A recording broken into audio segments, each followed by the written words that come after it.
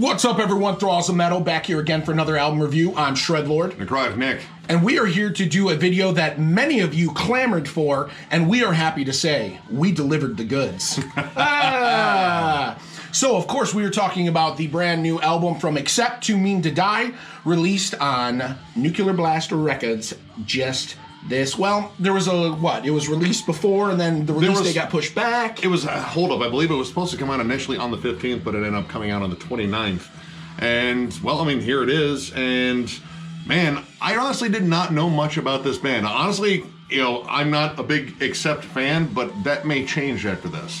But in terms of the background of this band, formed in 1968, technically, as Band X, but they became Accept in 1976, and that is when they brought in their longtime and only original member in this band, Wolf Hoffman. And this band has had kind of a rocky history. There's been a lot of like breakups and reformations. Their most recent reformation was in 2009, came back with the album Blood of Nations, and that has pretty much been the bulk of the lineup is still there, but they have added some members. And this is the first time they've done 3 guitarists on an album with their addition of Philip Schuss, or Schusse. I'm not entirely sure how to pronounce that name, but I know he played with Ace Frehley and Gene Simmons. Oh, yes, that is true. Which is kind of weird for a metal band. Not really weird. Iron Maiden pulls it off well because there's a lot of harmonies and stuff. And actually, there was a decent amount of good guitar harmonies and stuff on here, but I'm not sure if anybody else joined Wolf in the leads. I believe it was just him. I believe it was. I mean, as far as I could look up, he was the only guy doing leads, but there are parts in here where it sounds like lead trade-offs, or whether or not maybe he's just doing it through like 2 different channels or something like that. I don't know. I'm reasonably sure it's all Wolf. But this is pretty much straight up old school heavy metal. It's pretty much exactly what you would expect from Accept. These guys have been sort of a mainstay in terms of that sound, often compared to Judas Priest with a little bit of a mix of AC/DC in there, and it's still there. Right away, the first 2 tracks open up energetically, and I like how this album opens. Zombie Apocalypse and the title track, Too Mean to Die, come out with like a nice Judas Priest gallop. Absolutely. Big, catchy riffs, loads of cool leads. It is fiercely 80s, but with modern production, courtesy of Andy Sneap. Mark Tornillo, his vocals fit this so well. I mean, he's been with the band since 2009, and he kind of sits somewhere in between like a guy like Rob Halford and, again, like AC/DC, Brian Johnson. It kind of has this raspy snarl, but every now and then you hear these like higher, I mean, not quite falsetto, but they're definitely higher not range. falsetto. Yeah, higher range for sure. I would definitely not say that he gets into the falsetto range. That's true. No, there's some higher wailing in there, but right away the thing that I liked is the energy right out of the gate. Yeah, these guys are, God, this band's been around for 40 years, right? It's these guys are in their 60s, and this whole album was just filled with piss, vinegar, and a lot of energy. I mean, it's still like straight up like retro feeling, you know, old school heavy metal. You know, all that Iron Maiden and Diamond Head and all those old school bands. I don't think anyone really looks to Accept to be the next Black Dahlia Murder or, anything other than Accept, which is that new wave of British heavy metal style, kind of old school, meat and potatoes with some good fucking leads on top, and boom, you got yourself a hell of a formula. They've built an entire career on it. Yeah, attitude and melody. That's kind of what I would say. Yes. And it's an interesting album in terms of the way it's like paced, in terms of like you have certain songs that kind of pocket one area, and then another area is more these songs. Now, when it came down to like the big epic songs, which I really gravitated towards those, Symphony of Pain and How Do We Sleep, both of these songs really just dig deep as far as melody. Symphony of Pain has symphonic lead work in there. I believe they tap a little bit of Beethoven, Bach, Mozart, one of those. I'm reasonably sure. Wolf Hoffman has always been a guitar player that is influenced by classical musicians. Also, Michael Schenker. I don't care what anybody says. Wolf Hoffman he's never been like a super shredder. He is solid as shit on those good kick-ass rock and roll leads. But where I think Wolf Hoffman shines as a guitar player is his sense of melody. Yes. And his way to compose a very structured melodic solo. He's never one to do a lot of fast riffs or anything. He always focuses on making these good phrases and melodic movements and stuff. And while I'm sure he can, work his way around a pentatonic scale and stuff, really his strength doesn't come as like a fast lead guitar player as much as it like creating those really epic melodies that you put over these driving priesty kind of riffs that really just lift that part up even higher.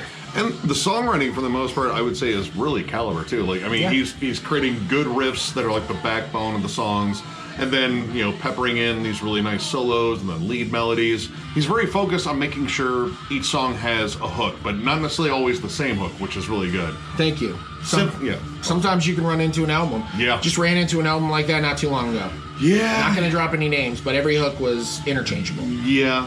This one, not so much. Symphony of Pain, again, very like symphonic and epic. When we get down to How Do We Sleep, this has a driving just rhythm to it that really, really reminded me a lot of Thin Lizzy's Emerald.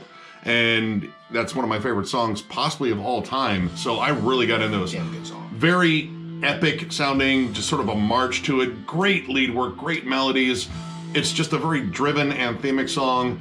And this is kind of an interesting thing on this album. These guys really know how to write a killer pre-chorus, but not always a chorus. Sometimes you get these giant epic buildups. And what's really cool about how these songs are structured is generally the verses are nice buildups on their own. Then you get this big epic pre-chorus and it just starts lifting it up. And then when you get that nice chorus behind it, it really just has this nice peak to the song. But sometimes they kind of miss that.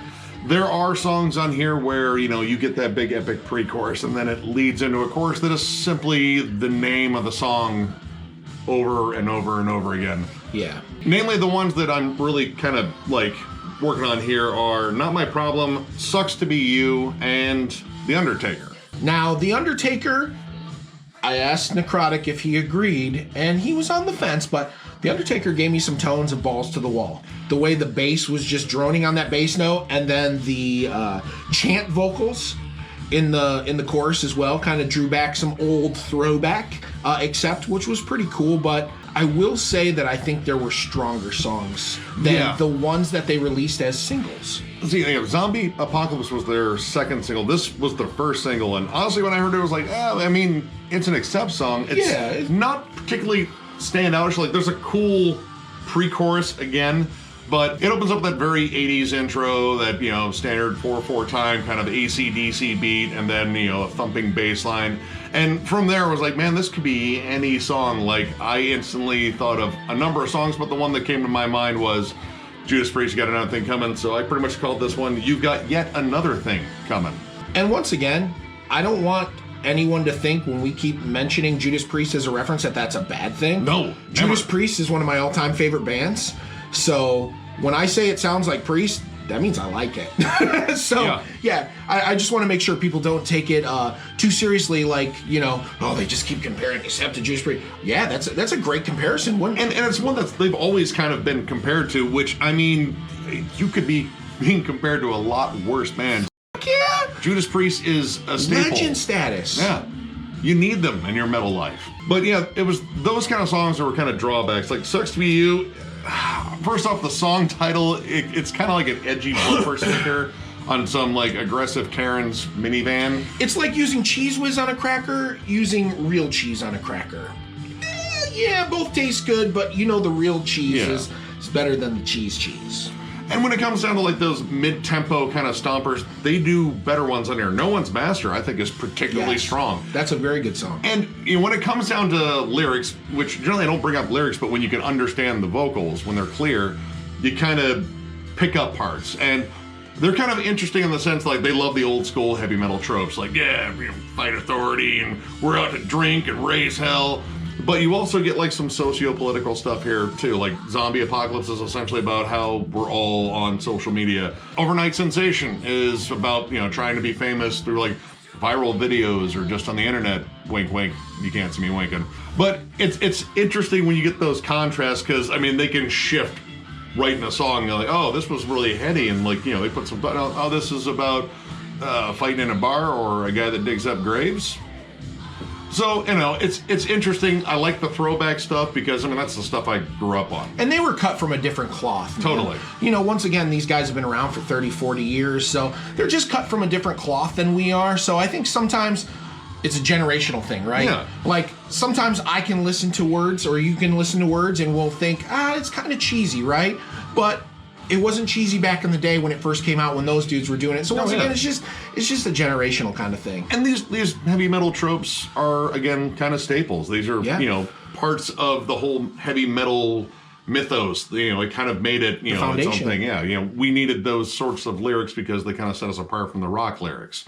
Now, I have to say, one of my favorite tracks in here was the instrumental at the end, Samson and Delilah.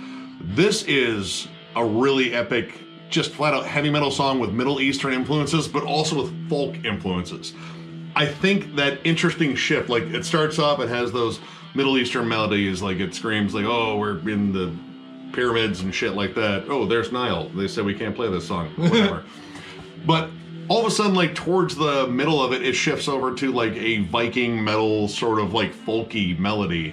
And it's interesting to hear the switch. Like it still kind of works. It's two different kinds of epics working together. Picks up the pace. It's a really strong song, and I just thought this was a really good way to close the album.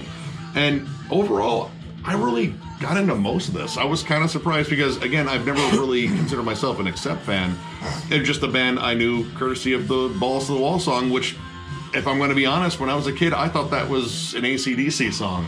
Until I saw the video too, right? Because that voice. Yeah. And granted, I was not that big of an Accept fan. I mean, I knew who they were, but those weren't the rockers in Germany that I was paying attention to. Scorpions. Absolutely. Scorpions. But Accept still did their thing, and they absolutely still belong. And to me, this is just another excellent showing of what this band is all about. They don't stray from the formula, but it doesn't get boring to listen to. Like, I think Wolf Hoffman is a very creative force, and as long as he keeps being creative, I think Accept's going to have quality material put out. Their whole catalog just kind of got a re-jolt in the nuts, like when that Blood for the Nations album came out, which was Mark's first album with them, and it almost kind of revitalized the band really in did. a way. And I think we're in this, like, another chapter of the Accept story, and with Andy Sneap kind of being the bridge between modern sound and capturing Accept for who they really are, which is a classic-ass 80s heavy metal band, has put out some damn good, projects, damn good albums because of that blend. And this is another shining example of that. Overall, I think I'm going to give this a 4 out of 5. This album grew on me. If I would have given this one listen, I probably would have said a 3 to a 3.5. But the more I listened to it, the more I was able to get into it. And the more I listened, the more smaller details I was hearing. Being a guitar player, I'm listening to Wolf Hoffman and his leads and stuff. And the creativeness of his leads and the good melodies and the excellent solo writing on top of the killer riffs with all that force. Yeah, this is a hell of an album. If new wave of British heavy metal, Judas Priest style metal, Accept stuff is your thing, I think you're absolutely going to love this album. I'm going to go ahead and give this 3.5. I really enjoyed this, and honestly, this won me over. I'm probably going to go out and try to find some more Accept albums. I really enjoyed like 90% of this album, or maybe like 85. There were some things I thought that were a little overly cheesy and songs that didn't quite have the same impact as others. Like when these guys got epic and just rowdy and got into that Judas Priest, almost thrashy gallop, there was an energy that was just palpable on this album. And I love the melodies. They know how to craft good hooks to this day. The songwriting is top notch, and again, I agree. I think there's this kind of like a second or third or fourth, it depends on how many times they broke up. Wind, like I think they're on some sort of creative high. This definitely reminds me a lot of what I heard on Blood for Nations or Blood of Nations. And I like hearing this keep rolling. This is really excellent classic heavy metal, and if you're an Accept fan, there's a good chance you already bought this. Good pick. It's still really good. These guys still know what they're doing, and it's awesome to hear bands this far into the career still come out with something creative and fresh. Yeah, quality, man. Absolutely. So, solid album. So, that brings us to the end of the review. If you like what you saw here, and maybe even if you didn't, if you'd be kind enough to hit the like and subscribe button, that helps us out immensely, and we appreciate it immensely. Also, do not forget, when we get to 4,500 viewers, we are giving away an epic giveaway pack of some vinyl, some music CDs, etc., etc. Delicious, beautiful, vibracious package. And once again, thank you. Because it's all about giving back to you guys. So thank you for giving us a reason to do what we do. And enough of the sappy bullshit, because I feel my asshole starting to itch. So we all know what that means. It means I either got to fart or shit. So I better get the hell out of here. All right. Catch you guys later.